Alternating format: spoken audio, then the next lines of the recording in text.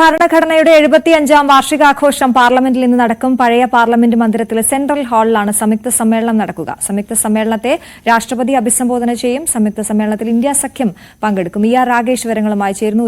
എങ്ങനെയാണ് ആഘോഷം സംഘടിപ്പിച്ചിരിക്കുന്ന വിവരങ്ങൾ?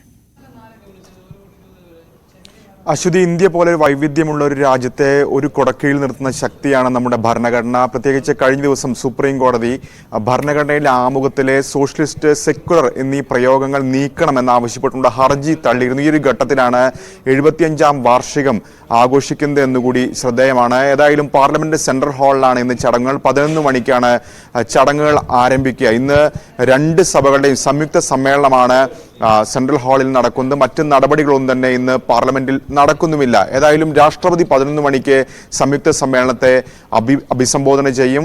ഒപ്പം ഇതുമായി ബന്ധപ്പെട്ടുകൊണ്ട് ചില വിവാദങ്ങൾ കൂടി ഈ ഘട്ടത്തിൽ ഉയർന്നു വരികയും ചെയ്യുന്നുണ്ട്. അതിൽ ഏറ്റവും പ്രധാനം പ്രതിപക്ഷ നേതാക്കളെ സംസാരിക്കാൻ അനുവദിക്കണമെന്ന ആവശ്യമാണ് ഉന്നയിക്കുന്നത് പ്രതിപക്ഷം. പ്രത്യേകിച്ച് ഇന്നലെ ഇക്കാര്യം ചൂണ്ടിക്കാണിച്ചുകൊണ്ട് ലോക്സഭാ സ്പീക്കർ ഓം ബിർളയ്ക്ക് പ്രതിപക്ഷം കത്ത് നൽകുകയും ചെയ്തിരുന്നു.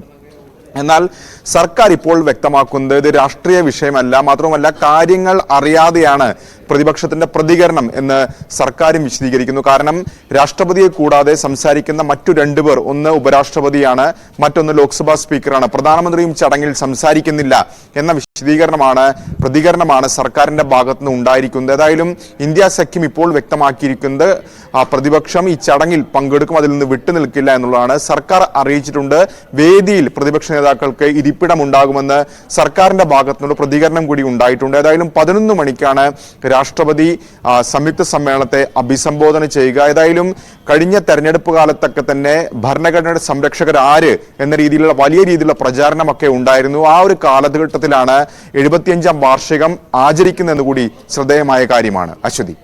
ശരി രാകേഷ്.